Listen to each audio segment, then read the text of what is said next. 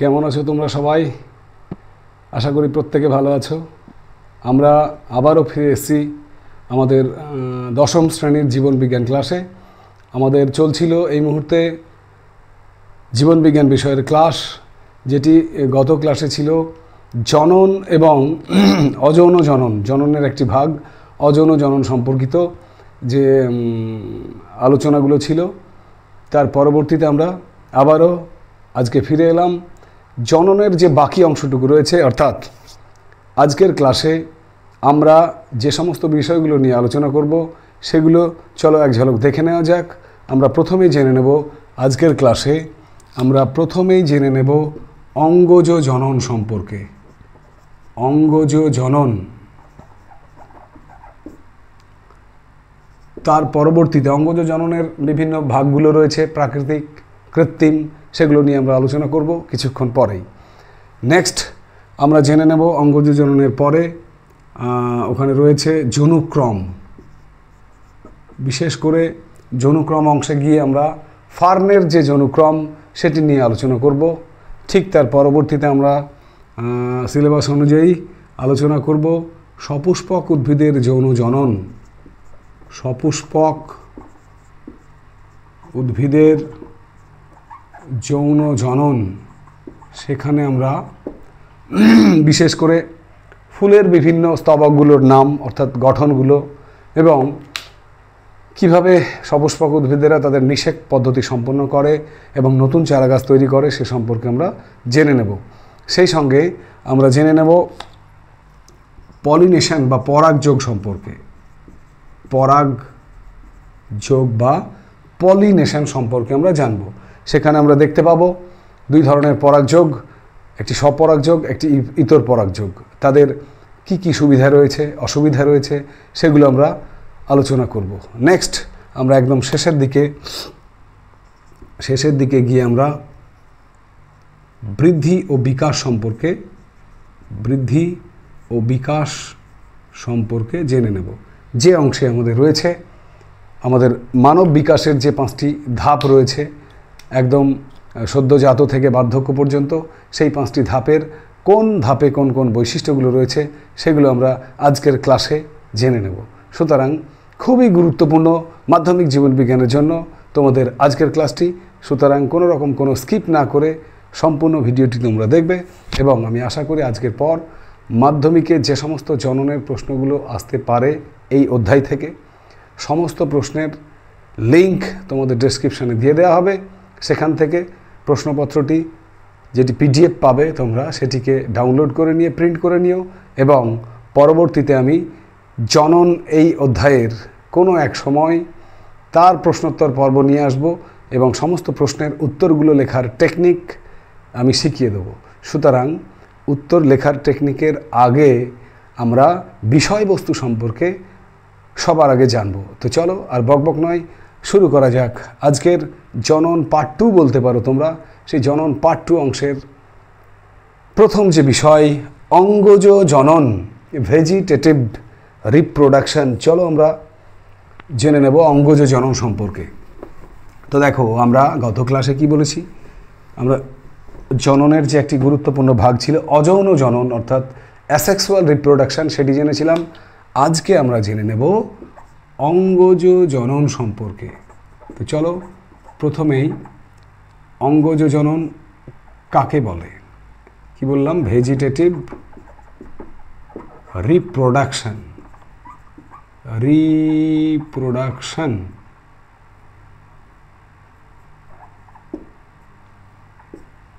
তো কাকে বলে অঙ্গজ জনন?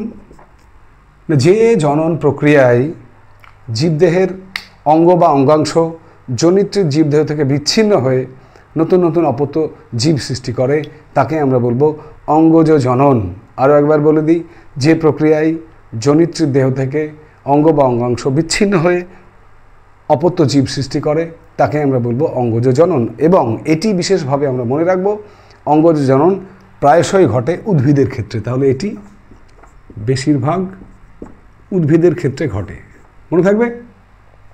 এখন চলো অঙ্গজ জননের আমরা প্রকারভেদগুলো জেনে নেব। অঙ্গজ জনন সাধারণত 2 প্রকারের হয়। একটি হচ্ছে প্রাকৃতিক অঙ্গজ জনন, ন্যাচারাল যেটা, আর একটি হচ্ছে কৃত্রিম অঙ্গজ জনন বা আর্টিফিশিয়াল ভেজিটেটিভ রিপ্রোডাকশন যেটা, সেইটা। তো প্রাকৃতিক অঙ্গজ জননের মধ্যে আমাদের সিলেবাসে আমরা দেখতে পাবো মূলের দ্বারা, কাণ্ডের দ্বারা এবং পাতার দ্বারা, এই 3 প্রকারের প্রাকৃতিক অঙ্গজ জনন আমরা দেখতে পাবো। অর্থাৎ নাম্বার 1 যদি বলি আমরা, তোমার মূলের দ্বারা প্রাকৃতিক অঙ্গজ জনন, নাম্বার 2 কাণ্ডের দ্বারা প্রাকৃতিক অঙ্গজ জনন, এবং নাম্বার 3 পাতার দ্বারা প্রাকৃতিক অঙ্গজ জনন। এই 3 প্রকারের প্রাকৃতিক অঙ্গজ জনন সম্পর্কে আমরা একটুখানি জেনে নেব। দেখো, প্রথমেই রয়েছে মূল। বিশেষ করে যারা রাঙা আলু, হ্যাঁ, তোমার তাদের যে ভূনিম্নস্থ মূলটি রয়েছে, সেই মূলটি পরবর্তীকালে অস্থানিক মুকুল তৈরি করে এবং সেখান থেকে নতুন নতুন চারা গাছ কিন্তু আমরা পেতে পারি। তাহলে রাঙা আলু, ওল, এদের অস্থানিক মুকুল যেটা মাটির তলে জন্মায়, সেখান থেকে আমরা নতুন নতুন কিন্তু আলু বলো, ওল বলো, সেগুলো পেতে পারি। নেক্সট হচ্ছে কাণ্ড। কাণ্ডের ক্ষেত্রে আমরা বলবো তোমার যেগুলো ভূনিম্নস্থ কাণ্ড, ওল, আলু, আদা, এদের ভূনিম্নস্থ কাণ্ড হয়, সেই কাণ্ড থেকে অস্থানিক মুকুল তৈরি হয়, সেখান থেকে আবার নতুন নতুন চারা গাছ উৎপন্ন হয়। ঠিক তেমনি তোমার কিছু গাছ আছে যেমন শুষ্নি। তোমার এই শুষ্নি কী করে, তোমার দেখবে ওই স্যাঁতস্যাঁতে টিউবওয়েলের পাড় যেগুলো, যেখানে তোমার সবসময় স্যাঁতস্যাঁতে থাকে, সেরকম ভেজা জায়গায় শুষ্নি জন্মায়, শুষ্নি শাক করে খায়, তাই না? সেই শুষ্নি তাদের যে তোমার ধাবকগুলো রয়েছে, সেখান থেকে অস্থানিক মুকুল তৈরি হয়। এবং আরও কিছু গাছ আছে যেমন তোমার তোমার কি বলে ওটাকে, থানকুনি যেগুলো, তাই না? থানকুনি এবং তোমার শুষ্নি, এগুলো সবই ধাবকের মাধ্যমে অস্থানিক মুকুল তৈরি করে। আর কচুরিপানা, টোপাপানা যেগুলো জলে জন্মায়, ভেসে ভেসে বেড়ায়, সেই কচুরিপানা, টোপাপানা, এদের খর্বধাবক বলে একটা তোমার জিনিস আছে, যেটার থেকে অস্থানিক মুকুল তৈরি হয়। তাহলে আমরা কি শিখলাম না, শুষ্নি এবং তোমার থানকুনি এদের ধাবক থেকে, এবং কচুরিপানা, টোপাপানা এদের খর্বধাবক থেকে অস্থানিক মুকুল তৈরি হয় এবং সেখান থেকে নতুন নতুন চারা গাছ জন্মায়। ক্লিয়ার? তাহলে কাণ্ডের ভেতরে আমরা এগুলো দেবো। ওল কাণ্ড, এগুলো ভূনিম্নস্থ কাণ্ড থেকে অস্থানিক মুকুল তৈরি হয়। তোমার শুষ্নি, থানকুনি এগুলোর ধাবক থেকে তৈরি হয়, এবং কচুরিপানা, টোপাপানা এগুলোর খর্বধাবক থেকে অস্থানিক মুকুল তৈরি হয়, এবং যে অস্থানিক মুকুলটি পরবর্তীকালে নতুন চারা গাছের জন্ম দেয়। আর পাতার মাধ্যমে যে প্রাকৃতিক অঙ্গজ জনন, সেখানে বলতে গিয়ে আমরা বলবো যে পাথরকুচি এবং বিগোনিয়া দুটো গাছ। এখানে পাথরকুচি গাছ নিশ্চয় তোমরা দেখেছো, এবং বিগোনিয়া এই গাছগুলো কি হয়, এদের পাতার যে কিনারা, খাঁজ, পাতার কিনারায় পত্রজ মুকুল বা পত্রাশ্রয়ী মুকুল দেখা যায়। এই পত্রজ মুকুলগুলো থেকে পরবর্তীকালে নতুন নতুন পাথরকুচি বা বিগোনিয়া গাছগুলো জন্মায়। তোমরা অনেকেই হয়তো দেখে থাকবে পাথরকুচির পাতা কিন্তু বাগানের কোনো জায়গায় ফেলে রাখবে, সেখান থেকে দেখবে নতুন পাথরকুচি গাছ বেরিয়ে যায়।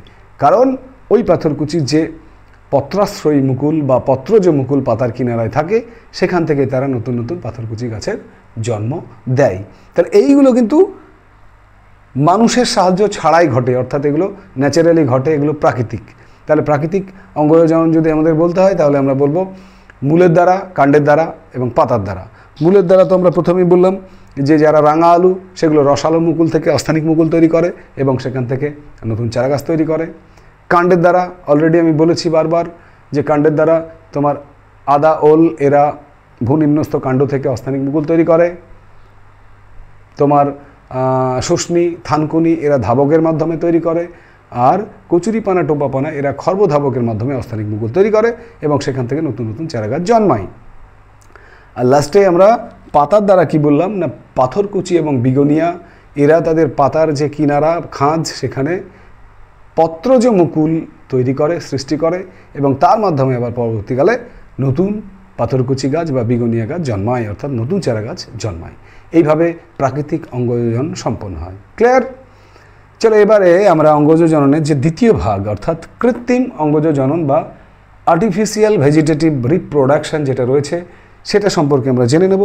তো চলো দেখা যাক একবার কৃত্রিম অঙ্গজ জনন সম্পর্কে।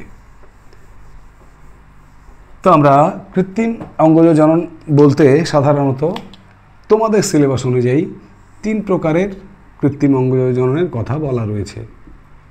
1, 2, 3। নাম্বার 1 যেটা রয়েছে তোমাদের শাখা কলম। সাধারণত কলম তৈরি, উদ্ভিদের কলম তৈরিগুলোই কিন্তু কৃত্রিম অঙ্গজ জনন। তো তার মধ্যে প্রথমেই রয়েছে শাখা কলম। নাম্বার 2 জোড় কলম বা গ্রাফটিং যেটাকে বলি। এবং নাম্বার 3 হচ্ছে অনুবিস্তারণ। অনুবিস্তারণ বা যাকে আমরা বলি মাইক্রো প্রোপাগেশন। তাহলে 1 নম্বর শাখা কলম, জোড় কলম, অনুবিস্তারণ, এগুলো হচ্ছে কৃত্রিম অঙ্গজ জনন। শাখা কলম বা কাটিং, জোড় কলম বা গ্রাফটিং এবং অনুবিস্তারণ বা মাইক্রো প্রোপাগেশন, এই 3টে সম্পর্কে আমরা একটুখানি জেনে নেব। তো দেখো প্রথমেই রয়েছে যেটা শাখা কলম।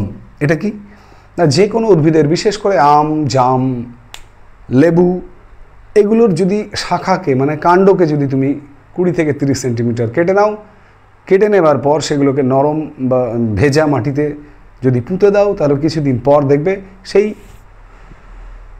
ডাল থেকে, কাণ্ড থেকে নতুন চারা গাছ তৈরি হয়। এইভাবে একটি জনিত্রীর শাখাকে কেটে সেখান থেকে অপত্য তৈরির পদ্ধতিকে বলা হয় শাখা কলম। ক্লিয়ার? নেক্সট হচ্ছে শাখা কলম ডাল কেটে পুঁতে দেওয়া হয় বলেই একে কাটিং বলা হয়। কাটিং, কাট মানে কেটে দেওয়া, তাই না? তাহলে গাছের শাখা বা কাণ্ডকে কাট করা হয় বলেই, কেটে নেওয়া হয় বলে এবং পরবর্তীতে মাটিতে পুঁতে নতুন চারা গাছ তৈরি করা হয় বলেই একে আমরা বলবো শাখা কলম বা কাটিং। নেক্সট হচ্ছে জোড় কলম। এটা পরীক্ষার জন্য খুব ইম্পর্ট্যান্ট, একটু মন দিয়ে শুনবে। জোড় কলম হচ্ছে দুটো উদ্ভিদকে জোড়া লাগানো। জোড়া লাগানো, দেখো এখানে আমি একটি চিত্রের মাধ্যমে বোঝানোর চেষ্টা করছি। মনে করো এখানে একটা টবে অলরেডি একটি গাছ রয়েছে, যেটি এখানে একটি গাছটি আমের গাছ ছিল, সেটাকে কেটে দিয়ে আমি এখানে একটা খাঁজ তৈরি করেছি। ঠিক সেম আরও একটি অন্য গাছের ডালকে এখানে সেম খাঁজে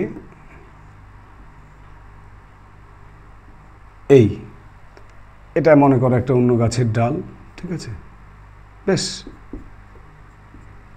এটাকে এই যে খাঁজ দেখো, ঠিক খাঁজে খাঁজে বসিয়ে সেখানে কিছু মাটি ইত্যাদি দিয়ে, সার দিয়ে জোড়া লাগিয়ে যদি রেখে দেওয়া হয়, তাহলে কিছুদিন পর একটা নতুন বৈশিষ্ট্য সম্পন্ন গাছ আমরা পেয়ে যাব। এটাকে আমরা বলবো জোড় কলম। তাহলে যদি বলে জোড় কলম বা গ্রাফটিং বলে কাকে না, একই প্রজাতিভুক্ত দুটো ভিন্ন গাছের মধ্যে জোড়া লাগানোর যে পদ্ধতি, তাকে আমরা বলবো জোড় কলম বা গ্রাফটিং। জোড়া লাগানো হয় বলে একে জোড় কলম বলা হয় বা গ্রাফটিং বলা হয়। এবারে এখানে বিশেষভাবে পরীক্ষার জন্য মনে রেখো, জোড় কলমে ওপরে যে গাছটি লাগানো হয়, জোড়া দেওয়া হয়, অর্থাৎ যে কাণ্ডটিকে লাগানো হয় উপরে, সেটাকে বলা হয় শিয়ন।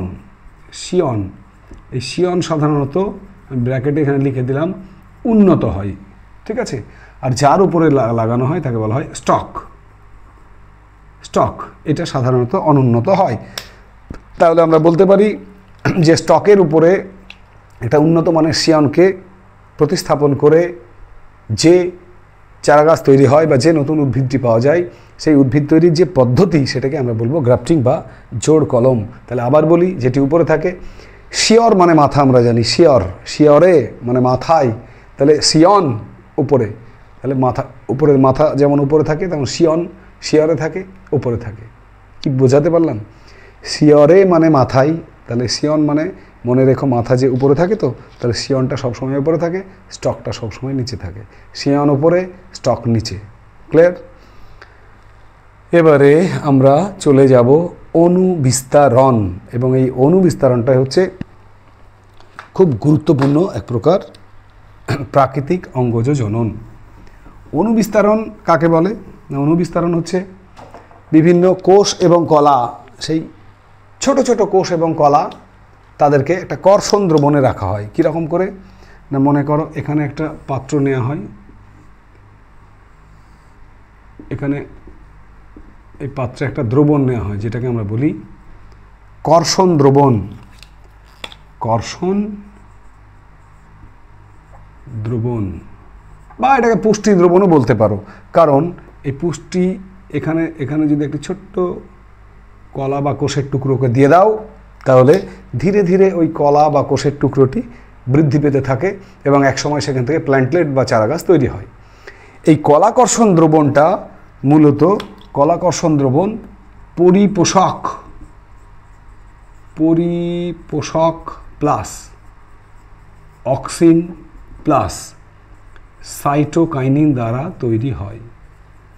অক্সিন হরমোন, সাইটোকাইনিন হরমোন এবং পরিপোষক দ্বারা কর্ষণ দ্রবণ তৈরি হয়। অর্থাৎ যে তোমার পুষ্টি দ্রবণটা তৈরি করছি, যেখানে ছোট ছোট মাইক্রো শব্দের অর্থ ক্ষুদ্র, তোমরা জানো, সেই ক্ষুদ্র ক্ষুদ্র কলা এবং কোষের টুকরোগুলো সেই পাত্রে রেখে দিয়ে সেগুলোকে বৃদ্ধি করা হয় এবং পরবর্তীতে সেগুলো নতুন নতুন চারাগাছের জন্ম দেয়।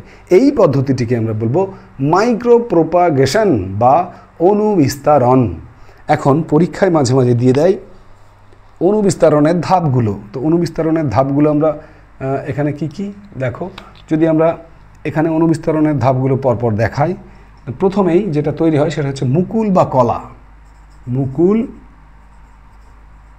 বা কলা, সেই মুকুল বা কলা থেকে কি তৈরি হবে?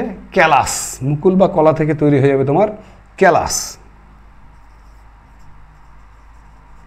ক্যালাস থেকে তৈরি হবে এমব্রয়েড। এমব্রয়েড থেকে তৈরি হবে নতুন চারাগাছ অর্থাৎ প্ল্যান্টলেট। প্ল্যান্টলেট আর প্ল্যান্টলেট থেকে তৈরি হবে পরিণত উদ্ভিদ, যেটা যেটা যেটা আমরা পরিণত উদ্ভিদ দেখতে পাই, সেটি তৈরি হবে প্ল্যান্টলেট থেকে। ব্যাস, এই হচ্ছে আমাদের মাইক্রো প্রোপাগেশনের ধাপগুলো। এটা কিন্তু মাঝে মাঝেই পরীক্ষায় দেখা যায়। মাইক্রো প্রোপাগেশনের ধাপগুলি লেখো। প্রথম ধাপে দিয়ে দেবে মুকুল, নেক্সট দ্বিতীয় ধাপে ক্যালাস, তৃতীয় ধাপে এমব্রয়েড, চতুর্থ ধাপে প্ল্যান্টলেট এবং পঞ্চম ও শেষ ধাপে পরিণত উদ্ভিদ।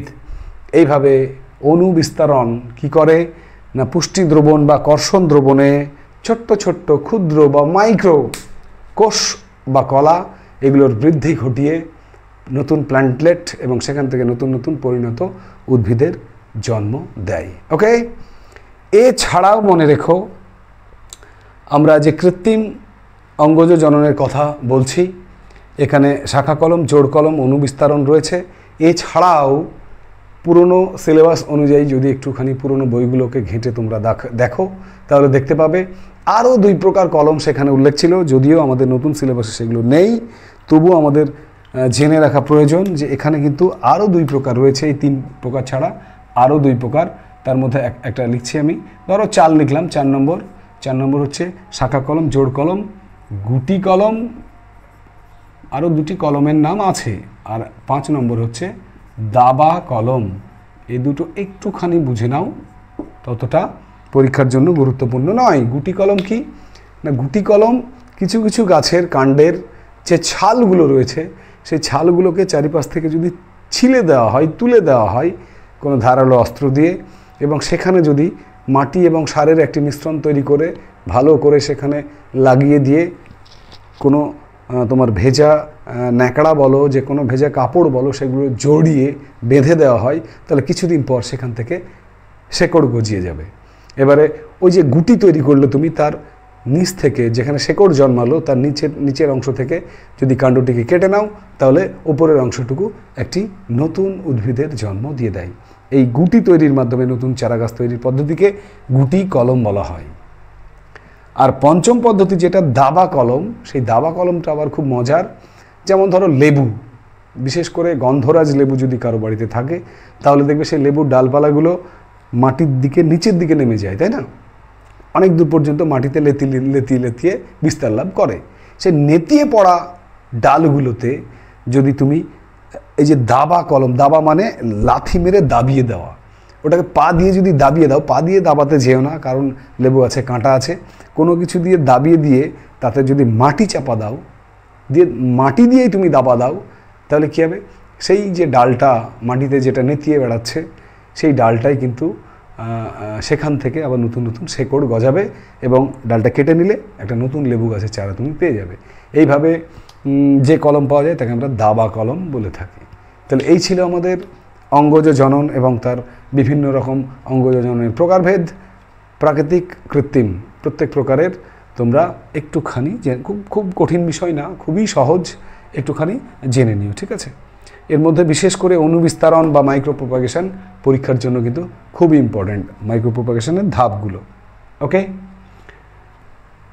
তো এবারে আমরা পরবর্তীতে জেনে নেব যৌনুক্রম সম্পর্কে। আমরা অঙ্গজ জনন জেনে নিলাম, এবারে চলে এসো যৌনুক্রম এবং সেই সঙ্গে ফার্নের যৌনুক্রম। এখান থেকে মাঝে মাঝে মাধ্যমিকে কিন্তু একটি প্রশ্ন আসে। আগে মাধ্যমিকের প্রশ্নটি শুনে নাও, তারপরে উত্তরটিকে একটুখানি বুঝে নাও। প্রশ্নটি হলো যৌনুক্রম কাকে বলে এবং সেই সঙ্গে একটি ফার্নের যৌনুক্রমের সুস্পষ্ট চিত্র অঙ্কন করো। তো দেখো যৌনুক্রম জিনিসটা কি? যৌনুক্রম হচ্ছে, আগে লিখে নিই,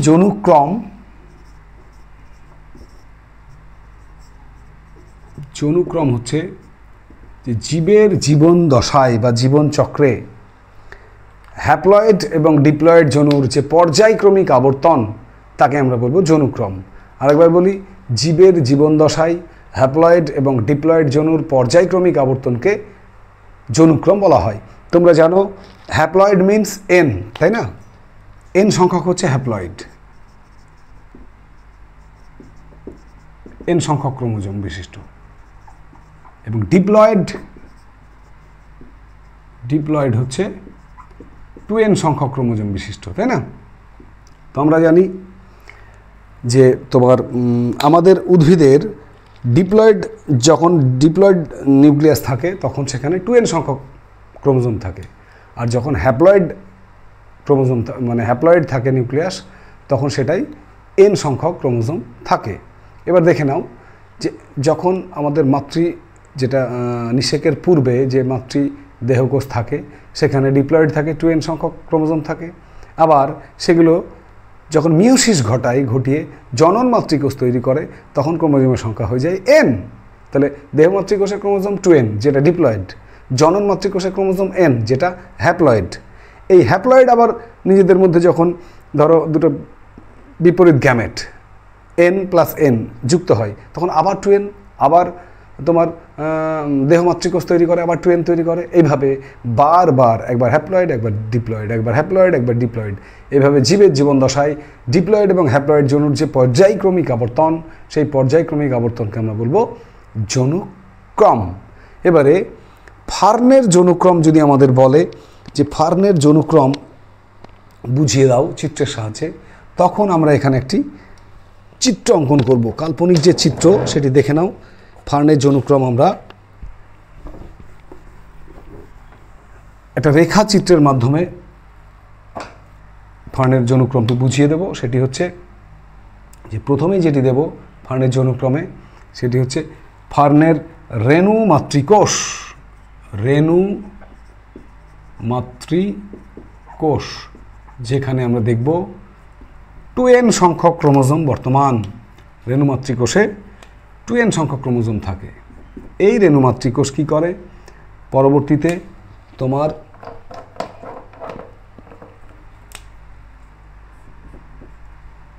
মিওসিস প্রক্রিয়ায় এখানে একটা মিওসিস ঘটে রেণু তৈরি করে। রেণু মাতৃকোষ থেকে তৈরি হয় রেণু, যেটা n সংখ্যক, অর্থাৎ জনন কোষ তৈরি হয়ে গেল। তাহলে এখানে একটা কিন্তু ঘটবে মিওসিস। তোমরা জানো মিওসিস প্রক্রিয়ায় ক্রোমোজোমের সংখ্যা হ্রাস পেয়ে যায়। তাহলে রেণু মাতৃকোষ থেকে তৈরি হলো রেণু মিওসিস প্রক্রিয়ায়। এবারে যে রেণু তৈরি হলো সেই রেণুগুলো থেকে তৈরি হবে লিঙ্গধর দেহ। এখানে আমরা লিখব লিঙ্গধর দেহের আবার দুই রকমের গ্যামেট পাবো আমরা, একটা পুংগ্যামেট একটা স্ত্রী গ্যামেট, অর্থাৎ একটা হচ্ছে শুক্রাণু আর একটা ডিম্বাণু। এই লিঙ্গধরও কিন্তু n, ডিম্বাণু এরা দেখো প্রত্যেকে কিন্তু n, ডিম্বাণু n, শুক্রাণু n। এই শুক্রাণু এবং ডিম্বাণু এই দুজনের মিলনকে আমরা বলবো নিষেক, অর্থাৎ নিষেকের পর এরা শুক্রাণু এবং ডিম্বাণু যেটা ঘটাচ্ছে এরা, সেটাকে আমরা কি বলবো? নিষেক, ফার্টিলাইজেশন। এই ফার্টিলাইজেশন বা নিষেকের পর শুক্রাণু ডিম্বাণু কি তৈরি করবে? তৈরি করবে জাইগোট। এখানে লিখে দিলাম জাইগোট। এই জাইগোট আবার হয়ে গেল 2n সংখ্যক। রেণুমাতৃকোষ ছিল 2n সংখ্যক, জাইগোট আমরা কিন্তু পেয়ে গেলাম 2n সংখ্যক। তাহলে এই যে 2n থেকে শুরু, আবার এখানে 2n, তাহলে এই পোর্শনটুকু একটি অংশে ভাগ করে দিলাম। এই জায়গাটুকু যেখানে প্রত্যেকটা অংশে দেখো ক্রোমোজোমের সংখ্যা n, রেণুতে n, লিঙ্গধর দেহে n এবং শুক্রাণু ডিম্বাণু প্রত্যেকটিতেই কিন্তু n, এইটাকে আমরা বলবো লিঙ্গধর জনু। এটাকে আমরা কি বলবো? লিঙ্গধর, লাল পেন দিয়ে লিখি, লিঙ্গধর জনু n। এবারে ঠিক তার বিপরীত দিকে দেখো, এই দিকে জাইগোট থেকে কি হবে?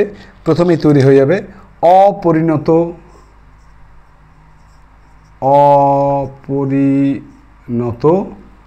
তোমার রেণুধর দেহ তৈরি হবে। এখানেও কিন্তু অপরিণত রেণুধর দেহেরও ক্রোমোজোম সংখ্যা 2n। এই অপরিণত রেণুধর দেহ থেকে তৈরি হয়ে যাবে পরিণত রেণুধর দেহ। পরিণত রেণুধর দেহ, তোমরা একটা পরিণত ফার্নের যদি চিত্র এখানে দেখো, তাহলে তোমরা সবাই চেনো যে ফার্ন মোটামুটি কেমন হয়। এরকম একটি ফার্নের যদি আমরা চিত্র এঁকে দিই, তাহলে এখানে আঁকাতে পারো। ঠিক আছে, এটা পরিণত রেণুধর উদ্ভিদ। আর এখানে যদি অপরিণত একটি চিত্র অঙ্কন করো,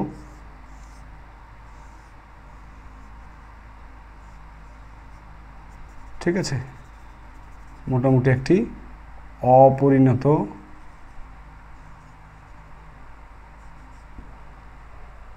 রেণুধর দেহের চিত্র, এটি একটি পরিণত রেণুধর দেহের চিত্র। এবারে এখান থেকে আমরা সোজা চলে যাব রেণুপত্র। রেণুপত্র, তাহলে নেক্সট ধাপ হচ্ছে রেণুপত্র। এই রেণুপত্র যদি ফার্নের একটি পাতাকে তুমি লক্ষ্য করো, তাহলে দেখবে ফার্নের পাতা যদি এটা হয়, তাহলে দেখবে ফার্নের পাতাতে ঠিক এই রকম করে রেণুগুলো গুচ্ছাকারে থাকে, এরকম করে। এই রেণুগুচ্ছকে কি বলে? তোমরা আগের ক্লাসে পড়েছিলে, সোরাস। কি বলে? রেণুগুচ্ছকে সোরাস বলা হয়। একাধিক রেণু একসঙ্গে যখন গুচ্ছাকার অবস্থান করে তখন তাকে সোরাস বলে। ফার্নের পাতা ঠিক তলের দিকে দেখবে এরকম সোরাস অনেকগুলো দেখতে পাওয়া যায়। এই রেণুপত্রগুলো পরবর্তীতে কি হয়? এখান থেকে রেণুস্থলী তৈরি করে। রেণুস্থলী, ব্যাস। রেণুস্থলী থেকে আবার পুনরায় রেণুমাতৃকোষ। এগুলো সব কিন্তু পরিণত 2n, রেণুপত্র 2n, রেণুস্থলী 2n, ব্যাস। ঠিক আছে, এই হচ্ছে একটি ফার্নের সুস্পষ্ট যৌনক্রমের রেখাচিত্র। এবং এই যে এই পোর্শনটাকে আমরা বলেছিলাম লিঙ্গধর জনু, তাই তো? আমরা উল্টো দিকটা যেটা, সেটা মানে এই দিকটাকে আমরা বলবো রেণুধর জনু। কি বলবো? রেণুধর জনু বা 2n, ব্যাস। এই রকম একটা মোটামুটি চিত্র যদি এঁকে দিতে পারো, তাহলেই রেখাচিত্রের মাধ্যমে ফার্নের যে যৌনক্রমের চিত্র সেটি কিন্তু আমরা বুঝিয়ে দিতে পারবো। আরেকবার দেখে নাও, রেণু মাতৃকোষে 2n সংখ্যক ক্রোমোজোম থাকে। সেখানে মিওসিস প্রক্রিয়ায় ক্রোমোজোম সংখ্যা হ্রাস পেয়ে হয়ে যায় n, অর্থাৎ রেণু উৎপন্ন হয়। রেণু থেকে লিঙ্গধর দেহ n, সেখান থেকে চলে এসো ডিম্বাণু এবং শুক্রাণু, এদের নিষেকের ফলে তৈরি হয় জাইগোট। জাইগোট আবার 2n সংখ্যক হয়ে যায়, অর্থাৎ ডিপ্লয়েড। এখান থেকে তৈরি হয় অপরিণত রেণুধর দেহ, সেখান থেকে তৈরি হয় পরিণত রেণুধর দেহ, সেখান থেকে তৈরি হয় রেণুপত্র, সেখান থেকে রেণুস্থলী, আবারও রেণুস্থলী থেকে পুনরায় রেণুমাতৃকোষ। এইভাবে চক্রাকারে ডিপ্লয়েড, ওদিকে হ্যাপ্লয়েড, আবার ডিপ্লয়েড, আবার হ্যাপ্লয়েড। এই চক্রাকারে পর্যায়ক্রমিকভাবে আবর্তিত হয় বলেই এটি একটি যৌনক্রম, অর্থাৎ এটি ফার্নের যৌনক্রম। ওকে, যৌনক্রমের পরে চলো এবারে আমরা জেনে নেব সপুষ্পক উদ্ভিদের যৌন জনন। তাহলে নেক্সট আমরা জেনে নেব সপুষ্পক উদ্ভিদের যৌন জনন এবং উদ্ভিদের যে জননাঙ্গ ফুল, সেই ফুলের বিভিন্ন অংশের গঠন। ঠিক আছে, তো চলো, খুব সুন্দর জায়গা। কি বললাম? সপুষ্পক উদ্ভিদের যৌন জনন এবং ফুলের বিভিন্ন অংশ। দেখো, উদ্ভিদের জননাঙ্গ হচ্ছে বিশেষ করে ফুল, তাই তো? তাই ফুল আমরা প্রথমেই জেনে নেব যৌন জনন কাকে বলে। আগের ক্লাসে আমরা শিখেছিলাম যে জনন প্রক্রিয়ায় দুটি বিপরীতধর্মী গ্যামেট, অর্থাৎ একটি পুং গ্যামেট এবং একটি স্ত্রী গ্যামেটের মিলনে অপত্য জীব সৃষ্টি হয়, তাকে আমরা বলবো যৌন জনন। আরও একবার বলি, যে জনন প্রক্রিয়ায় দুটি ভিন্ন ধর্মী গ্যামেট, অর্থাৎ একটি পুং গ্যামেট এবং স্ত্রী গ্যামেটের মিলনে নতুন জীব তৈরি হয়, তাকে আমরা বলবো যৌন জনন। ফুলের জননাঙ্গ আমরা বললাম, উদ্ভিদের তোমার জননাঙ্গ ফুল। সেই ফুলের 4টে স্তবকের কথা আমরা খুব ছোটোবেলার থেকে জানি, একদম ক্লাস 5-এর বিজ্ঞান বিষয়ে কিন্তু আমরা পড়েছিলাম যে ফুলের 4টে অংশ কি কি। এক হচ্ছে বৃতি, 2 দলমণ্ডল, 3 পুংকেশর চক্র, মনে পড়ে? 4 হচ্ছে গর্ভকেশর চক্র। গর্ভকেশর চক্র। আর একবার বৃতি, দলমণ্ডল, পুংকেশর এবং গর্ভকেশর চক্র। তো প্রথমেই জেনে নেওয়া যাক বৃতি কোন অংশটি এবং এর কাজ কি। না, একটা ফুলের দেখো, এই যে এই অংশটি হচ্ছে বৃতি, এই অংশটি, আর ঠিক তার উপরে থাকে দলমণ্ডল। মনে করো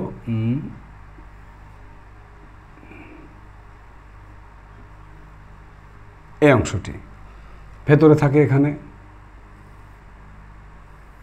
পরাগধানী মানে পুংকেশর এবং এখানে থাকে গর্ভকেশর। এই হচ্ছে একটি তোমার ফুল। তো ফুলের দেখো, ফুলের যে সবুজ অংশের উপরে দলমণ্ডলটি গেঁথে থাকে, প্রথিত থাকে, সেই সবুজ অংশটি হচ্ছে বৃতি। বৃতি অনেকগুলো বৃত্তাংশ নিয়ে গঠিত। এই দাঁতের মতো অংশগুলো হচ্ছে বৃত্তির বৃত্তাংশ। এর কাজ কি? বৃত্তির কাজ কি না, বৃত্তি ফুলকে যখন কুড়ি অবস্থায় থাকে তখন আবৃত, বিশেষ করে দলমণ্ডল বা ভেতরের অংশটাকে আবৃত রাখে, যা কীটপতঙ্গ পোকামাকড়ের হাত থেকে রক্ষা করে। দলমণ্ডল কোনটি না, ফুলের দ্বিতীয় স্তবক হচ্ছে দলমণ্ডল, অর্থাৎ পাপড়ি অংশগুলো। এই অংশগুলোর কাজ কি? এগুলো সাধারণত দলমণ্ডলগুলো রঙিন হয়, কালারফুল হয়, আর কালারফুল হওয়ার জন্য এরা কি করে? কীটপতঙ্গকে আকর্ষণ করে, ফলে তাদের পলিনেশন বা পরাগযোগে খুব সুবিধা হয়, তাই না? নেক্সট হচ্ছে মূল যে দুটো আমাদের জানতে হবে, সেই দুটো স্তবক হচ্ছে 3 নম্বর যেটা ফুলের স্তবক পুংকেশর চক্র এবং 4 নম্বর গর্ভকেশর চক্র। পুংকেশর চক্র কোনটি না, ফুলের তৃতীয় স্তবক হচ্ছে পুংকেশর চক্র। আর এই পুংকেশর চক্র এটা তোমার দুটো অংশ নিয়ে গঠিত। একটা পুংকেশর চক্রের যদি আমি কাল্পনিক ছবি অঙ্কন করি তাহলে এরকম দেখতে, যেটার ওপরের অংশটা, পুংকেশর চক্রের ওপরের অংশটাকে আমরা বলবো পরাগধানী এবং নিচের অংশটাকে বলবো পুংদণ্ড। এটা হচ্ছে পরাগধানী আর এই অংশটা হচ্ছে পুংদণ্ড। ঠিক আছে, একটা পুংকেশর চক্রের দুটো অংশ, পরাগধানী এবং পুংদণ্ড। এই পরাগধানীর ভেতরেই কিন্তু ছোট ছোট ছোট ছোট পরাগ রেণু লুকিয়ে থাকে। পরাগ রেণু বা যেটাকে আমরা বলতে পারি পুংজনন কোষ উদ্ভিদের ক্ষেত্রে। ঠিক আছে, ঠিক তেমনি গর্ভকেশর চক্রের যদি আমি একটি এখানে চিত্র আঁকি, গর্ভকেশর চক্র মোটামুটি এরকমের।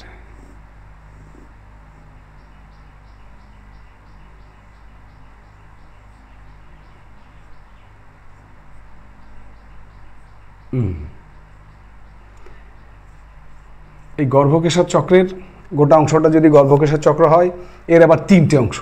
একটা হচ্ছে গর্ভমুণ্ড, গর্ভমুণ্ড, এই অংশটুকুকে বলা হয় গর্ভদণ্ড, এটা হচ্ছে ডিম্বাশয়।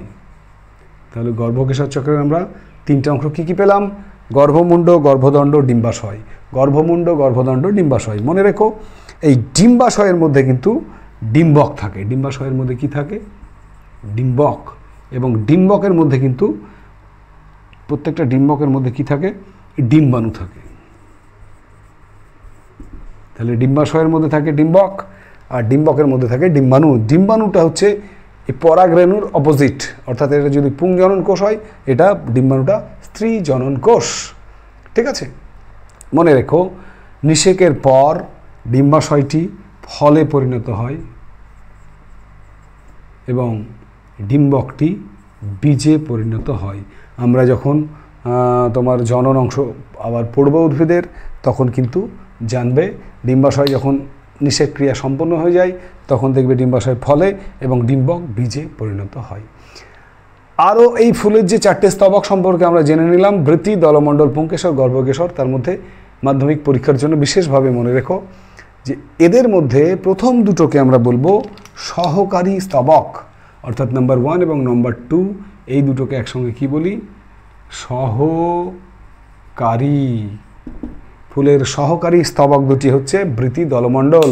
কেন না? এদের যৌন জনন, যে উদ্ভিদের যৌন জনন আমরা পড়ব, সেখানে দেখব বৃতি দলমণ্ডলের বিশেষ কোনো ভূমিকা নেই, এরা সাহায্যকারী স্তবক মাত্র, তাই এদের সহকারী স্তবক বলা হয়। ওকে, তাহলে আমরা ফুলের যে বিভিন্ন অংশের গঠন সেটি জেনে নিলাম, তাই তো? বোঝা গেল? তো এবারে আমরা ফুলের বিভিন্ন অংশের গঠন জানার পরে এবার জেনে নেব পরাগযোগ বা পলিনেশন সম্পর্কে। মাধ্যমিকের জন্য, মাধ্যমিক পরীক্ষার জন্য খুবই ইম্পর্ট্যান্ট অংশ হচ্ছে পলিনেশন বা পরাগযোগ। একটুখানি মন দিয়ে পরাগযোগ বিষয়টি জেনে নাও, খুবই সহজ হয়ে যাবে তোমাদের কাছে। দেখো, প্রথমে আমরা জানব পরাগযোগ বা পলিনেশন বলতে আমরা কি বুঝি, অর্থাৎ পলিনেশন বলে কাকে, তাই তো? তাহলে আমরা প্রথমেই বলবো পরাগযোগ কাকে বলে। না, পরাগযোগ হচ্ছে যে কোনো একটা ফুলের, আমরা কি বললাম যে পুংকেশর চক্র থেকে পরাগ রেণু তৈরি হয়, তাই না? অর্থাৎ ওর যে তোমার পরাগধানী, সেই পরাগধানীর ভেতরে পরাগ রেণু থাকে। তো এই পরাগ রেণুগুলো যখন ওই গাছেরই অন্য ফুলে বা একই প্রজাতিভুক্ত অপর কোনো গাছের ফুলে গর্ভমুণ্ডে স্থানান্তরিত হয়, তখন এই গর্ভমুণ্ডে স্থানান্তরকে আমরা বলবো পলিনেশন বা পরাগযোগ। অর্থাৎ কোনো একটি ফুলের পরাগরেণুর অপর একটি ফুলের গর্ভমুণ্ডে স্থানান্তরিত হওয়াকে পলিনেশন বা পরাগযোগ বলবো আমরা। তো এই পরাগযোগ দুই প্রকারের আমাদের সিলেবাসে রয়েছে। কি কি রয়েছে? না, পরাগযোগ দুই প্রকার হচ্ছে, একটা হচ্ছে সেলফ আর একটা হচ্ছে ক্রস। সেলফ বা স্বপরাগযোগ, স্বপরাগযোগ। আর 2 নম্বর হচ্ছে ক্রস পলিনেশন বা ইতর পরাগযোগ। এখান থেকে কিন্তু বারবার মাধ্যমিকে প্রশ্ন আসে। তো প্রথমে আমরা জেনে নেব স্বপরাগযোগ কাকে বলে। না, যখন কোনো ফুলের পরাগরেণু সেই গাছেরই সেই ফুলে অথবা অন্য কোনো একটি ফুলের গর্ভমুণ্ডে স্থানান্তরিত হয়, অর্থাৎ একটা নির্দিষ্ট গাছের ভেতরেই পরাগযোগটা ঘটে, অন্য কোনো বাইরের গাছে যায় না সেই পরাগরেণু, তখন তাকে বলা হয় স্বপরাগযোগ। আমি আরেকবার বলি, কোনো পরাগরেণু, ফুলের পরাগরেণু যখন সেই গাছেরই সেই ফুলে অথবা অন্য কোনো ফুলের গর্ভমুণ্ডে স্থানান্তরিত হয়, তখন তাকে বলা হয় স্বপরাগযোগ বা সেলফ পলিনেশন।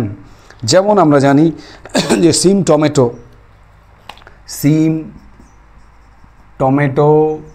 সন্ধ্যা মালতী, সিম, টমেটো, সন্ধ্যা মালতী, এগুলো সব স্বপরাগযোগ ঘটায়। ঠিক আছে, মনে থাকবে, সিম, টমেটো এবং সন্ধ্যা মালতী এরা স্বপরাগযোগ ঘটায়। আর ইতর পরাগযোগ কাকে বলে? ইতর পরাগযোগ হচ্ছে যে যখন কোনো ফুলের যে পরাগ রেণুগুলো সেইগুলো কী হয়, একই প্রজাতিভুক্ত কিন্তু অন্য কোনো গাছের ফুলে তার গর্ভমুণ্ডে স্থানান্তরিত হয়, তখন সেটাকে আমরা বলবো ক্রস পলিনেশন বা ইতর পরাগযোগ। অর্থাৎ ইতর পরাগযোগটা একই গাছের মধ্যে হয় না, অন্য কোনো গাছে মানে সম্পন্ন হয়, তাই না? একটি গাছের কোনো ফুলের পরাগরেণু বিভিন্ন বাহকের মাধ্যমে সে যখন দূরবর্তী কোনো গাছে গিয়ে পাশের কোনো বা দূরবর্তী কোনো গাছের ফুলের গর্ভমুণ্ডে স্থানান্তরিত হয়, তখন তাকে আমরা বলবো ক্রস পলিনেশন বা ইতর পরাগযোগ। ছোট্ট করে মনে রাখার জন্য আমি আরও একবার বলি, স্বপরাগযোগ একই গাছের মধ্যে ঘটবে, ইতর পরাগযোগ দুটি ভিন্ন ভিন্ন গাছের মধ্যে ঘটবে। পলিনেশন জিনিসটা কি? খুব সংক্ষেপে, পরাগরেণুর গর্ভমুণ্ডে স্থানান্তরিত হওয়া। পরাগরেণুর গর্ভমুণ্ডে স্থানান্তরিত হওয়া সেটা দুই প্রকার, একটা সেলফ, একটা ক্রস, মানে স্বপরাগযোগ, ইতর পরাগযোগ। স্বপরাগযোগের উদাহরণ আমরা কি বলেছিলাম? সিম, টমেটো, সন্ধ্যামালতী। আর এক্ষেত্রে তাল, পেঁপে এবং লাউ। ইতর পরাগযোগ হচ্ছে তাল, পেঁপে, লাউ, এদের সব ইতর পরাগযোগ ঘটে। ঠিক আছে, মনে থাকবে। এবারে এখান থেকে মাধ্যমিক পরীক্ষায় যে প্রশ্নটা আসে, প্রশ্নটি আগে শুনে নাও। পরাগযোগ কাকে বলে? পরাগযোগ কয় প্রকার ও কী কী? প্রত্যেক প্রকারের সংজ্ঞা সহ দুটি করে সুবিধা এবং অসুবিধা লেখো। অর্থাৎ স্বপরাগযোগের দুটি সুবিধা লেখো, দুটি অসুবিধা লেখো। ইতর পরাগযোগের দুটি সুবিধা লেখো, দুটি অসুবিধা লেখো। সেই কোশ্চেনের আনসার নিয়ে আমাদের পরবর্তী আলোচনা। তো চলো, প্রথমে আমরা দেখো স্বপরাগযোগ লেখা আছে, পরে দেয়া আছে ইতর পরাগযোগ। তো আমরা জেনে নেব প্রথমেই সুবিধার কথা। সুবিধা দুটো করে বলেছে, অন্তত পক্ষে দুটো করে জেনে নেব। আর অসুবিধা, অসুবিধা এখানেও দুটো করে, স্বপরাগযোগের দুটো অসুবিধা, ইতর পরাগযোগের দুটি অসুবিধা জেনে নেব। তো প্রথমেই দেখো স্বপরাগযোগের সুবিধা। এক নম্বর কি না, স্বপরাগযোগে কোনো বাহকের প্রয়োজন নেই, ফলে বাহকের প্রয়োজন না থাকার ফলে এটা কিন্তু অনিশ্চিত নয়, মানে যে কোনো সময় ঘটতে পারে, যেহেতু বাহকের উপর নির্ভর করে না। তাহলে প্রথম সুবিধা হচ্ছে বাহকের প্রয়োজন নেই। বাহক প্রয়োজন কি হয়? নেই। আমি ক্রস চিহ্ন দিলাম, বাহক দরকার নেই। দু নম্বর পয়েন্ট কি না, এখানে স্বপরাগযোগের আরেকটি সুবিধা আছে, সেটা হচ্ছে স্বপরাগযোগে যে অপত্য জীবগুলো তৈরি হয়, অপত্য উদ্ভিদগুলো তৈরি হয়, মাতৃ উদ্ভিদের মতো হুবহু সেম বৈশিষ্ট্যের হয়। তাহলে আমি যদি যে কোনো তোমার মাতৃ উদ্ভিদের অনুরূপ বৈশিষ্ট্য সম্পন্ন যদি অপত্য উদ্ভিদ তৈরি করতে চাই, তাহলে স্বপরাগযোগ এক্ষেত্রে খুবই খুবই ভীষণভাবে দরকারি, তাই তো? তাহলে আমরা কি বললাম না, স্বপরাগযোগে একই বৈশিষ্ট্যের ধারা বজায় থাকে। আর প্রথম পয়েন্টটি কী বলেছিলাম? স্বপরাগযোগে বাহকের প্রয়োজন হয় না। এই দুটো হচ্ছে স্বপরাগযোগের সুবিধা। এবার সব ইতর পরাগযোগের পরে আসবো আমি, আগে এবার দেখে নিই অসুবিধা কোনগুলো স্বপরাগযোগের।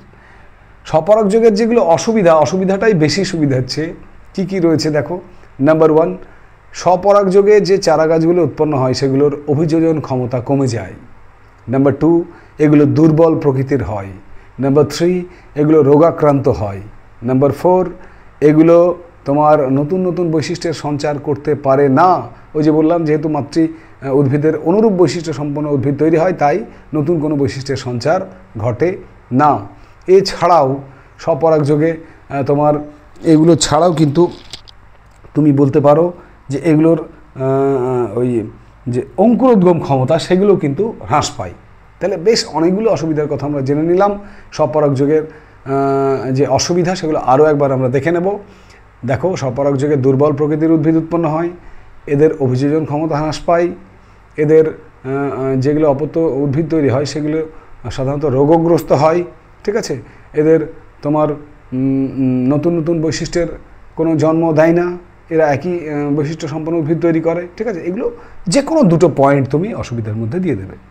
এবারে ক্রস কানেকশান বলতে এর যেগুলো অসুবিধা ইতর পরাগযোগের সেগুলো সুবিধা, আর এর যেগুলো স্বপরাগযোগের যেগুলো সুবিধা ইতর পরাগযোগের সেইগুলোই হচ্ছে অসুবিধা। দেখো, এবার ইতর পরাগযোগের যদি সুবিধা বলতে বলি দুটো, এখান থেকে দুটো পয়েন্ট তুলে নাও। ইতর পরাগযোগের সুবিধা নাম্বার 1 কী হবে? ইতর পরাগযোগে নতুন নতুন বৈশিষ্ট্যের উদ্ভিদ তৈরি হয়। নাম্বার 2, ইতর পরাগযোগে উৎপন্ন উদ্ভিদগুলো অভিযোজনক্ষম হয়। নাম্বার 3, এরা সবল প্রকৃতির হয়। নাম্বার 4, এরা কি হয় না তোমার এদের ওই যে তোমার বীজের যে অঙ্কুরোদ্গম ক্ষমতা সেটা অনেক বৃদ্ধি পায়। অর্থাৎ এখানে যা যা আছে তার উল্টো পয়েন্টগুলো এখানে লিখে দেবে। আর অসুবিধা কি ইতর পরাগযোগের? ইতর পরাগযোগের প্রধান যেটা অসুবিধা সেটা হচ্ছে, যেহেতু ইতর পরাগযোগ বাহক ছাড়া ঘটে না, এজেন্ট ছাড়া ঘটে না, তাই ইতর পরাগযোগ অনিশ্চিত। কারণ যেখানে যেখানে বাহক পাওয়া যায় না সেখানে ইতর পরাগযোগ হয় না। নাম্বার 2, এছাড়াও ইতর পরাগযোগের আরও একটি অসুবিধা হচ্ছে যে মাতৃ উদ্ভিদের ন্যায় সমগুণ সম্পন্ন অর্থাৎ সমবৈশিষ্ট্য সম্পন্ন উদ্ভিদ কিন্তু ইতর পরাগযোগে উৎপন্ন করা সম্ভব নয়। এই দুটো হচ্ছে আমরা ইতর পরাগযোগের অসুবিধার অংশে লিখব। তাহলে আমরা স্বপরাগযোগ এবং ইতর পরাগযোগের যদি দুটো করে সুবিধা এবং অসুবিধা আমাদের লিখতে বলে, পারবো তো আমরা? নিশ্চয়ই পারবো। আরও একবার দেখে নাও, স্বপরাগযোগ, ইতর পরাগযোগ। স্বপরাগযোগের দুটি সুবিধা, নাম্বার 1, বাহকের প্রয়োজন হয় না, সুতরাং নিশ্চিত। আর নাম্বার 2, এগুলোতে মাতৃ উদ্ভিদের ন্যায় সমবৈশিষ্ট্য সম্পন্ন অপত্য উদ্ভিদ পাওয়া যায়। অসুবিধা, স্বপরাগযোগের দুটি অসুবিধা, এখানে দুর্বল প্রকৃতির উদ্ভিদ তৈরি হয়।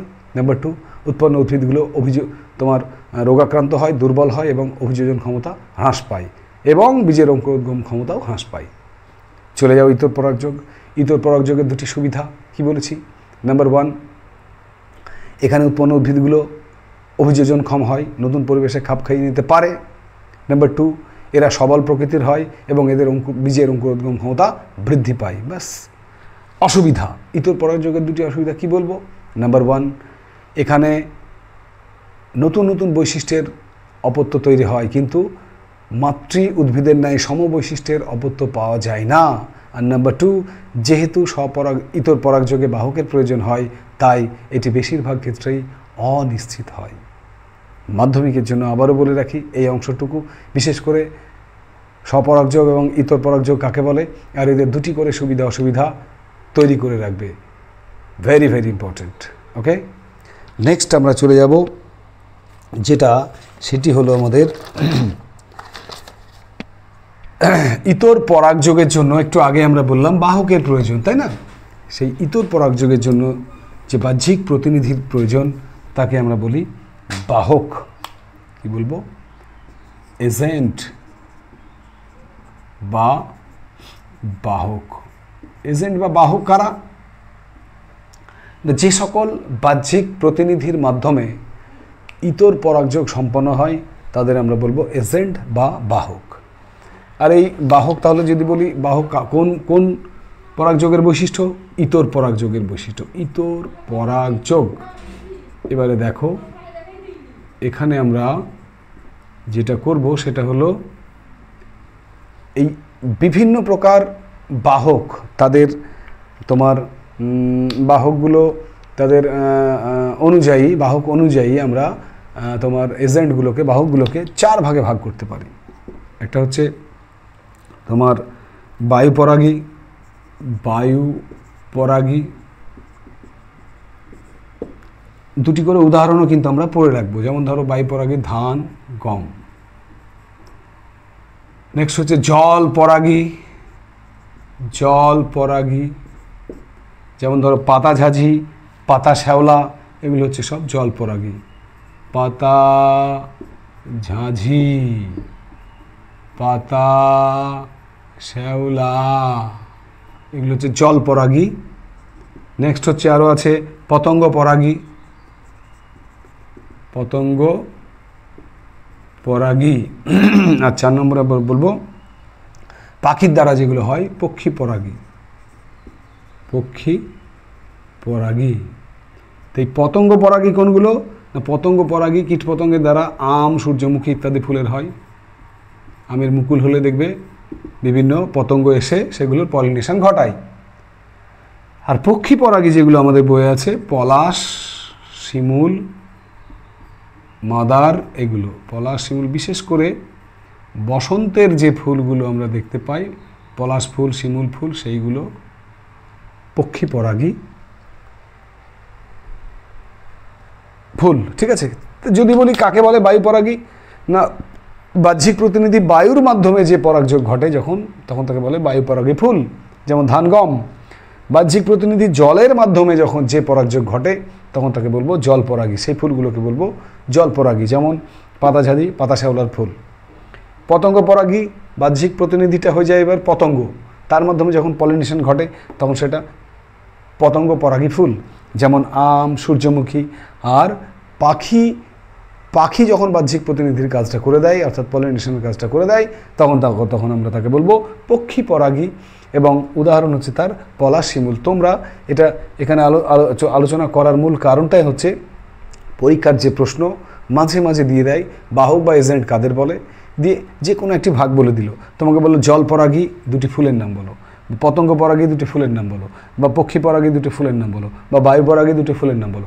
এখান থেকে উদাহরণগুলো ভালো করে মুখস্থ করে নিও। ওকে, পলিনেশনের পরে আমরা এবারে নিষেক এবং নতুন উদ্ভিদ কিভাবে গঠিত হয়, সেই উদ্ভিদের যে নিষেক অর্থাৎ সপুষ্পক উদ্ভিদের যে যৌন জনন অংশটুকু, চলো এবারে দেখে নিই উদ্ভিদের নিষেক কিভাবে ঘটে। আমরা জানি পুংগ্যামেট এবং স্ত্রী গ্যামেটের মিলনকেই নিষেক বলে, তাই তো? উদ্ভিদের ক্ষেত্রে পুংগ্যামেট কোনটি? না, উদ্ভিদের ক্ষেত্রে পুংগ্যামেট হচ্ছে পরাগ রেণু এবং স্ত্রী গ্যামেট হচ্ছে ডিম্বাণু। তোমাদের আগেই সেটি বলেছিলাম। তো কীভাবে হয় একটুখানি দেখে নাও। প্রক্রিয়াটি জটিল মনে হলেও কিন্তু ততটা জটিল নয়, একবার একটু বুঝে নিলে খুবই সহজ ব্যাপার। তো আমরা যেটা আলোচনা করব এখন সেটি হলো নিষেক। কাদের? উদ্ভিদ নিষেক। ও এটাকে আমরা বলতে পারি উদ্ভিদ নিষেক ও নতুন উদ্ভিদ গঠন। নতুন উদ্ভিদ কিভাবে গঠিত হয় সেই নিয়ে আমরা আলোচনা করব। তো দেখো, প্রথমেই যেটা হয় সেটা হচ্ছে পরাগ। এগুলো পয়েন্ট আকারে তোমরা পরীক্ষায় বড় প্রশ্ন যদি আসে যে উদ্ভিদের নিষেক ক্রিয়া সংক্ষেপে আলোচনা করো, তাহলে তোমরা পয়েন্ট দিয়ে বলবে যে নিম্নে উদ্ভিদের নিষেক ক্রিয়া বর্ণনা করা হলো বলে নাম্বার 1, 2, 3, 4, 5, 6 করে পয়েন্ট আকারে লিখবে। সেই পয়েন্টগুলোই আমি এখন তোমাদের আলোচনা করব। দেখো, প্রথমেই যেটা তো হয় সেটা হচ্ছে, খুব সংক্ষেপে লিখছি আমি, পরাগ ধানির মধ্যে পরাগ রেণু তৈরি হয়। তো প্রথম ধাপে কি হচ্ছে? পরাগ রেণু তৈরি হলো। নাম্বার 2, এবারে কি হয়? এই পরাগ রেণুগুলো কী হবে? গর্ভমুণ্ডে স্থানান্তর হবে, তাই না? গর্ভমুণ্ডে স্থানান্তর, যেটাকে আমরা কি বলি? যেটাকে আমরা বলি পলিনেশন ঘটবে। পলিনেশন অর্থাৎ পরাগ রেণুটা এবার গর্ভমুণ্ডের উপরে এসে পড়ল। গর্ভমুণ্ডটা পিচ্ছিল হয়, সেখানে এক প্রকার রস থাকে যার জন্য গর্ভমুণ্ড পিচ্ছিল হয়। সেই গর্ভমুণ্ডে আসার পর ধীরে ধীরে গর্ভমুণ্ডের গর্ভমুণ্ড থেকে সেগুলো যেটা তোমার পরাগ নালী, সেই পরাগ নালীর ভেতর দিয়ে ধীরে ধীরে তোমার পরাগ রেণুগুলো নিচের দিকে নামে। পরাগ নালীতে নামার সময় পরাগ রেণুগুলো দুটি পুংজনন কোষ তৈরি করে। দুটি পুংজনন কোষ তৈরি করে। কোথায়? পরাগ নালীতে। মনে রেখো, এই পরাগ নালীটা একদম ডিম্বাশয় পর্যন্ত, ডিম্বক পর্যন্ত বিস্তৃত। তো সেখানে পরাগ নালীতে যখন দুটি পুংজনন কোষ তৈরি হয়, সেই পুংজনন কোষ দুটো ভ্রূণস্থলিতে এসে প্রবেশ করে, অর্থাৎ ঠিক ডিম্বকের কাছে, ডিম্বাশয়ের ভেতরে ডিম্বকের কাছে এসে প্রবেশ করে। অ্যাট দ্যাট টাইম, সেই সময় কি হয়? ডিম্বকে, মানে ডিম্বাশয়ের ডিম্বকে ডিম্বাণু তৈরি হয়। একদিকে পুংজনন কোষ তৈরি হয়ে গেল দুটি, আর অপরদিকে ডিম্বকের মধ্যে ডিম্বাণু তৈরি হয়ে গেল।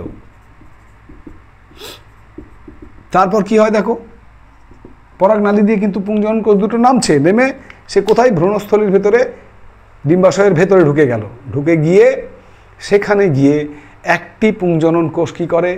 ডিম্বাণুকে নিষিক্ত করে। পুংজনন কোষ এবং ডিম্বাণু নিষেকের ফলে কি তৈরি হয়? জাইগোট। তাহলে পরবর্তী পয়েন্ট আমরা লিখতে পারি, একটি পুংজনন কোষ প্লাস একটি কি হয়? ডিম্বাণু। এরা পরস্পর মিলিত হয়, হয়ে কি তৈরি করে? জাইগোট। যে জাইগোট 2n সংখ্যক ক্রোমোজোম বিশিষ্ট। ঠিক আছে, অপরদিকে আর একটা যে পুংজনন কোষ থাকে সেটা কিন্তু বিলুপ্ত হয়ে যায়।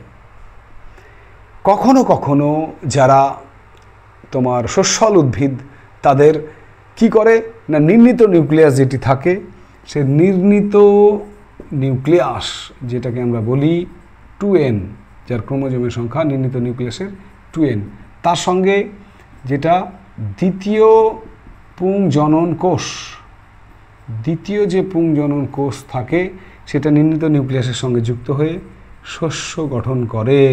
শস্য মানে 3n সংখ্যক ক্রোমোজোম। তাহলে আমরা বলবো নির্ণীত নিউক্লিয়াসের সঙ্গে দ্বিতীয় পুংজনন কোষটি কখনো কখনো যুক্ত হয়ে শস্য বা 3n গঠন করে, আর বেশিরভাগ ক্ষেত্রে তো বললাম বিলুপ্ত হয়ে যায়।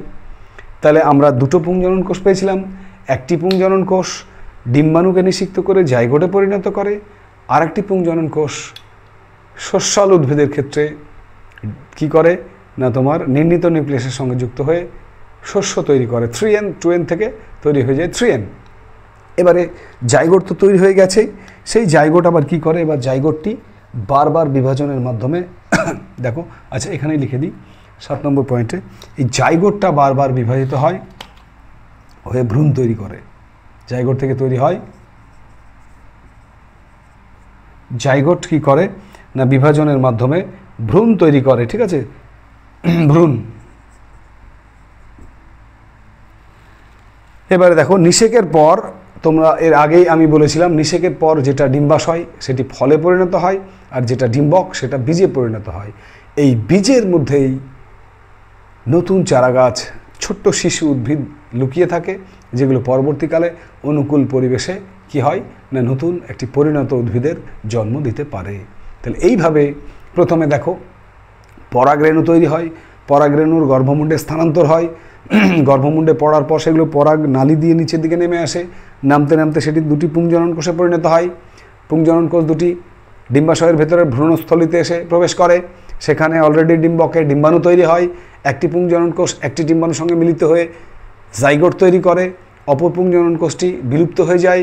কখনো কখনো শস্যল উদ্ভিদের ক্ষেত্রে নির্ণীত নিউক্লিয়াসের সঙ্গে বিক্রিয়া করে বা যুক্ত হয়ে শস্য গঠন করে, 3n গঠন করে। আর যে জাইগোটটা তৈরি হয় সেটা বারবার বিভাজিত হয়ে কি করে, জাইগোট বিভাজিত ভ্রূণ তৈরি করে। আর নিষেকের পর ডিম্বাশয় ফলে এবং ডিম্বকটি বীজে পরিণত হয়, যে বীজটির মধ্যে শিশু উদ্ভিদ লুকিয়ে থাকে এবং অনুকূল পরিবেশ পেলে সেই বীজটির অঙ্কুরোদ্গম ঘটে এবং সেখান থেকে নতুন নতুন চারাগাছ জন্মলাভ করে। তাহলে আমরা যদি এই যে উদ্ভিদ নিষেক টোটাল যে প্রক্রিয়া, অর্থাৎ নতুন উদ্ভিদ গঠনের যে টোটাল প্রক্রিয়া, সেটাকে যদি শব্দচিত্র বলো বা রেখাচিত্র বলো তার মাধ্যমে প্রকাশ করি, তাহলে দেখো পরপর আমরা ধাপগুলো কি লিখব। প্রথমে আমরা লিখব পরাগরেণু। অলরেডি আমাদের সব কিছু জানা হয়ে গেছে, সেগুলোই একটু রেখাচিত্রের সাহায্যে লেখা। পরাগরেণু গঠন। পরাগরেণু তৈরি হওয়ার পর কি হলো, সেগুলো কোথায় গেল বলো, গর্ভমুণ্ডে, গর্ভমুণ্ডে স্থানান্তর। গর্ভমুণ্ডে স্থানান্তরিত হওয়ার পর সেগুলো কি হলো, গ্যামেট তৈরি হয়ে গেল। গ্যামেট, পুংগ্যামেট এবং স্ত্রী গ্যামেট। গ্যামেট হলে কী হবে, গ্যামেটের মিলন হবে, আর গ্যামেটের মিলনকে আমরা কি বলি, ফার্টিলাইজেশন বা নিষেক বলি। তাহলে গ্যামেটের মিলনের ফলে নিষেক তৈরি হলো, আর এই নিষেকের ফলেই তৈরি হয় জাইগোট। জাইগোট যেটা 2n সংখ্যক ক্রোমোজোম বিশিষ্ট, তাই না? জাইগোটটি বারবার বিভাজিত হয় এবং বিভাজিত হয়ে কি তৈরি করে, আমি বলেছিলাম ভ্রূণ তৈরি করে। জাইগোটটি বারবার বিভাজিত হয়ে তৈরি করে ভ্রূণ। এই ভ্রূণের মধ্যেই তৈরি হয় কি না, ভ্রূণ থেকে তৈরি হয় ফল।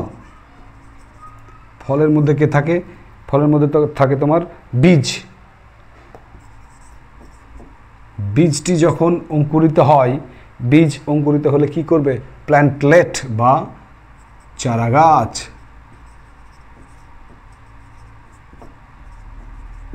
চারা গাছ তৈরি করবে, তাই না? ব্যাস, সেখান থেকে আবার পরিণত উদ্ভিদ। লাস্ট পয়েন্ট হচ্ছে পরিণত উদ্ভিদ। এই পরিণত উদ্ভিদের আবার ফুল থেকে পরাগরেণু গঠন, আবার পরাগরেণুর গর্ভমুণ্ডে স্থানান্তর, সেখান থেকে আবার আমরা কি পাবো, গর্ভমুণ্ডে স্থানান্তর করার পর আবার গ্যামেট উৎপাদন হবে, তাহলে গর্ভমুণ্ডে স্থানান্তর হয়ে গেল, সেখান থেকে গ্যামেট, গ্যামেট থেকে আবার নিষেক, নিষেক থেকে ভ্রূণ, ভ্রূণ নিষেকের পর জাইগোট, জাইগোট থেকে ভ্রূণ, ভ্রূণ থেকে ফল, ফল থেকে আবার বীজ তৈরি হবে, বীজ থেকে আবার পরিণত উদ্ভিদ তৈরি হবে, পরিণত উদ্ভিদ আবার পরাগরেণু গঠন করবে। তাহলে এই যে রেখাচিত্র, এটাকে আমরা বলবো যে একটি উদ্ভিদ নিষেকের রেখাচিত্র। যদি বলে উদ্ভিদের নিষেক প্রক্রিয়াটি রেখাচিত্রের মাধ্যমে বর্ণনা করো, তাহলে সেই রেখাচিত্র তোমাদের সামনে হাজির। রেখাচিত্র, এটাকে কিন্তু মন দিয়ে একবার দেখে নাও। পরাগরেণু গঠন, সেটার গর্ভমুণ্ডে স্থানান্তর, সেখান থেকে গ্যামেট তৈরি, গ্যামেটের নিষেক বা ফার্টিলাইজেশন, সেখান থেকে জাইগোট তৈরি, জাইগোট থেকে ভ্রূণ তৈরি হয়, ভ্রূণটা ফলে পরিণত হয়, ফলের ভেতরে বীজ থাকে, বীজ থেকে প্ল্যান্টলেট বা চারাগাছ তৈরি হয়, চারাগাছ থেকে পরিণত উদ্ভিদ তৈরি হয়। এইভাবে উদ্ভিদের নিষেক সম্পন্ন হয়। পরীক্ষায় 5 নম্বরের বড় প্রশ্ন যদি আসে, উদ্ভিদ নিষেক কিভাবে সম্পন্ন হয় আলোচনা করো, তখন আলোচনা করার পরে পয়েন্টগুলো দেওয়ার পরে তোমরা চাইলেও বা না চাইলেও একটি রেখাচিত্র দিয়ে দেবে, তাতে কিন্তু খুব ভালো নম্বর ক্যারি করবে। ঠিক আছে? তাহলে আমরা নিশ্চয়ই বুঝতে পেরেছি উদ্ভিদ নিষেক কীভাবে সম্পন্ন হয়, তাই তো? এবারে আমরা জনন অংশের একদম শেষ প্রান্তে এসে পৌঁছেছি। আমরা এবারে একটুখানি জেনে নেব বৃদ্ধি ও বিকাশ সম্পর্কে, গ্রোথ অ্যান্ড ডেভেলপমেন্ট। তো চলো, এবারের আমাদের আলোচ্য বিষয় বিশেষ করে প্রাণীদের বৃদ্ধি ও বিকাশ।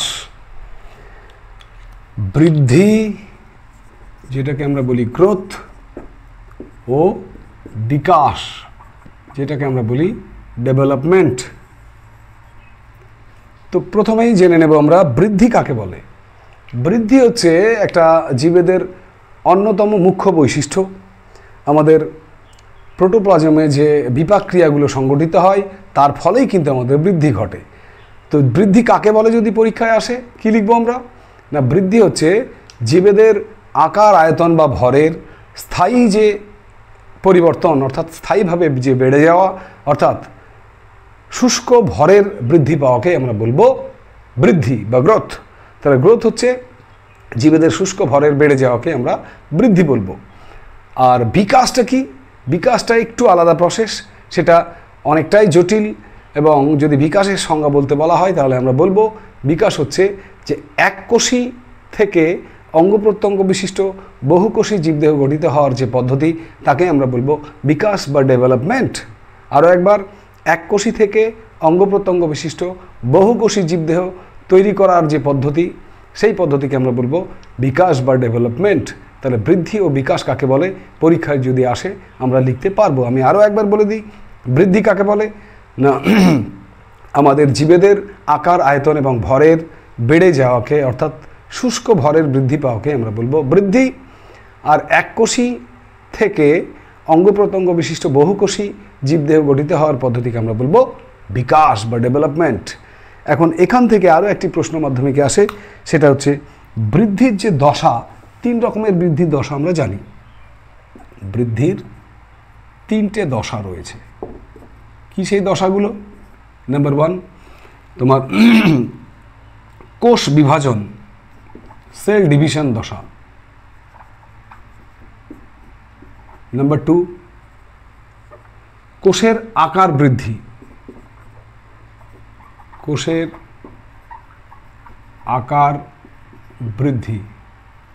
এবং নাম্বার 3 হচ্ছে কোষীয় বিভেদন, কোষীয় বিভেদন বা কোষের বিশেষত্ব লাভ করা, বিভেদন।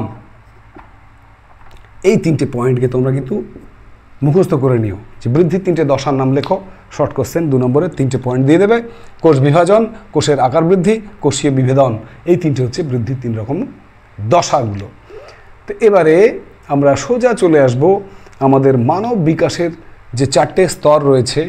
আমরা গ্রোথ অ্যান্ড ডেভেলপমেন্টের পরে জেনে নেব মানব বিকাশের 5টি স্তর। খুব সহজ অংশ, এগুলো একটুখানি একবার চোখ বুলিয়ে নেবে বই খুলে, তাহলেই তোমাদের তৈরি হয়ে যাবে, রেডি হয়ে যাবে। কি বললাম? মানব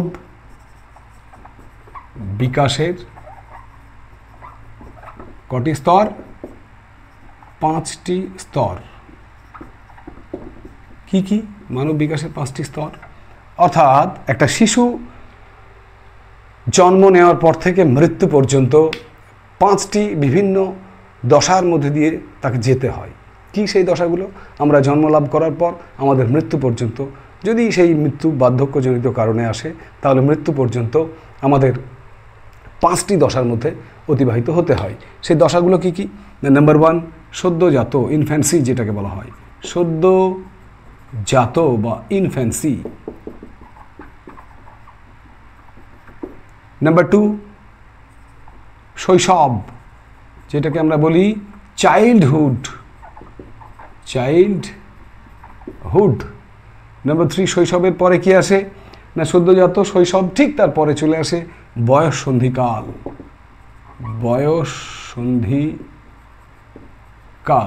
নাম্বার 4, পরিণত দশা। এবং শেষ যে দশা মানব জীবনচক্রের লাইফ সাইকেলের, সেটি হলো বার্ধক্য। এবারে প্রত্যেকটি দশা সম্পর্কে আমরা একটু একটু করে স্বাভাবিক নলেজ আমাদের ইতিমধ্যে রয়েছে, আমরা জানি কোন দশায় কী হতে পারে, তবুও পরীক্ষার জন্য আমরা একটু একটু করে জেনে নেব। প্রথমে আমরা জেনে নেব সদ্যজাত বা ইনফ্যান্সি। এই দশায় কী হয় না? সদ্যজাত অবস্থায় এটি মূলত 0 থেকে 3 বছর পর্যন্ত সময়কাল। 0 থেকে 3 বছর এই সময় মাতৃগর্ভে 9 মাস 10 দিন কাটানোর পরে একটি শিশু যখন ভূমিষ্ঠ হয়, তারপর থেকে 3 বছর পর্যন্ত তার পিরিয়ডটা হচ্ছে সদ্যজাত। এই সময় শিশুরা, তোমরা জানো, সাধারণত মাতৃদুগ্ধ পান করে বড় হয়। একটু সদ্যজাতি যখন শেষের অংশে, তখন কি হয়? মাতৃদুগ্ধ সে আস্তে আস্তে কমিয়ে দিয়ে তখন তাকে তোলা বাইরেকার যে খাবার, সেগুলো তোমার একটু গলা নরম, তোমার ভাত বলো বা যে কোনো বেবি ফুড বলো, সেগুলো আস্তে আস্তে তাকে দেয়া শুরু হয়। ঠিক আছে? এই সময় শিশুর দুটো কাজ, এক হচ্ছে খাওয়া আর একটা হচ্ছে ঘুমানো, তাই না?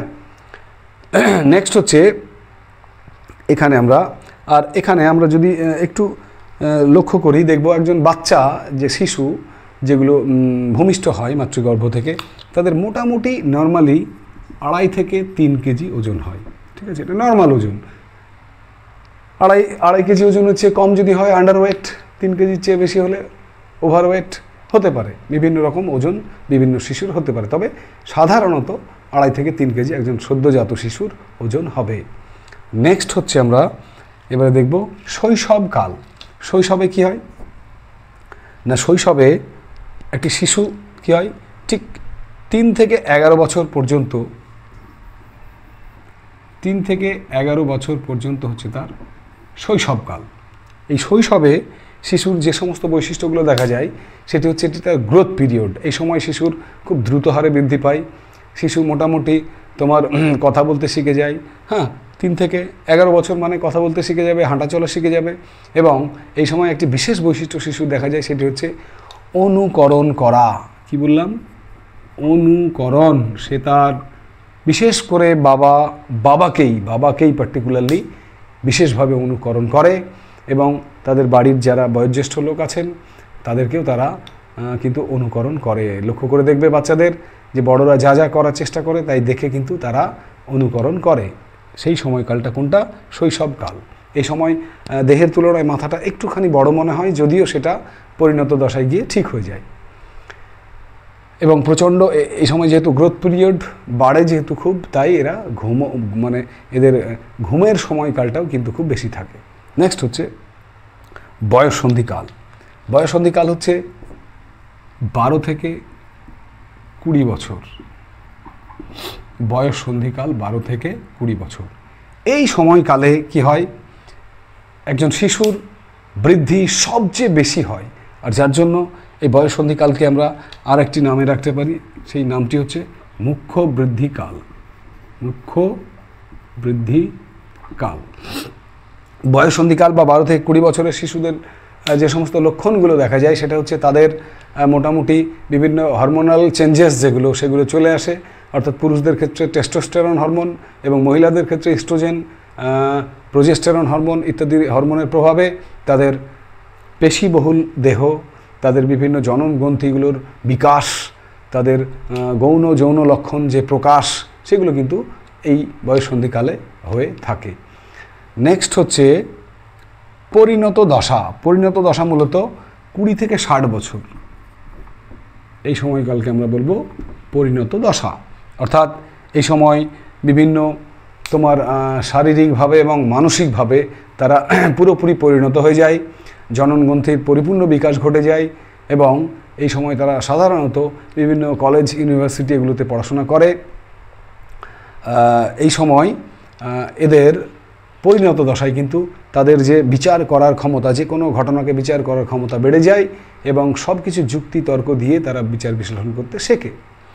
অবশেষে আমরা পৌঁছে যাই আমাদের জীবনচক্রের শেষ দশা, যেটাকে আমরা বলবো বার্ধক্য দশা, অর্থাৎ 60+।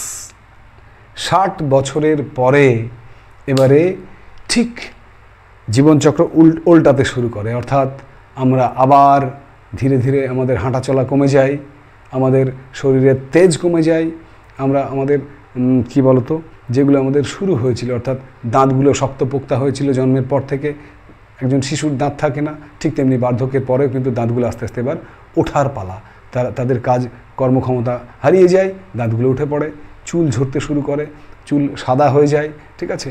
এছাড়াও বিভিন্ন রকম ছোটোখাটো রোগগুলো এই সময় মানুষকে, বিশেষ করে বার্ধক্য দশায় মানুষ রোগাক্রান্ত হয়ে পড়ে।